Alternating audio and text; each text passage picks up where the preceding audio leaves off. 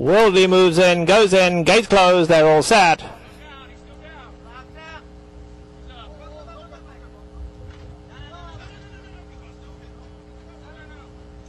Field for the Breeders' Cup Marathon, sent on their 1 3/4 journey, and they all broke very smoothly.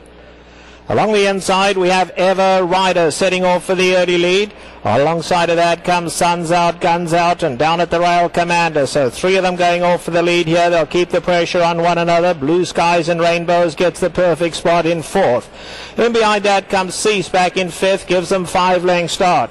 Then we drop back to London Bridge in the white colours. Worldly on the far side, 10 off the leaders. Then comes Old Time Hockey. A big gap of 5 lengths further back to Pool Play. And last a long way here is Indian Jones. They are strung out over an amazing amount of ground here, really strung out as they come to the top of the stretch first time round. And Commander slowed them down up front now. Ever Rider is right there in 2nd. Suns Out, Guns Out, a comfortable 3rd. Blue Skies and Rainbows still in the perfect spot and just cantering along in the 4th position. We come back to Cease. Old Time Hockey in the gold cap down at the rail. Now Worldly starting to get a little closer, and so is London Bridge. London Bridge, Worldly, they starting to close in on the leader now. Behind that comes Pool Play, and still a gap of 6 lengths back to Indian Jones. 1 lap left to go in the marathon now, and Commander has slowed them right down, trying to slow them down as much as he can. But now Ever Rider decides they're going too slow, and he goes to quicken the pace on the far side. Suns Out, Guns Out is outside of that. Blue Skies and Rainbows still tucked in that 4th position with Cease in 5th. Up alongside is Worldly, no more than 4.5, covers those 6 runners. Then we come back to Old Time Hockey. Now London Bridge is having to be ridden along, gets a tap on the shoulder, he's 6 off the leaders. Then comes Pool Play, and still last a long way is Indian Jones. Down the backstretch they go, and it's still Commander and Aaron Grider showing the way. Suns Out, Gun Down. Now Blue Skies and Rainbows can wait no more. And Blue Skies and Rainbows kicks now, and there's Old Time Hockey and Worldly. It's suddenly the whole picture has changed up front.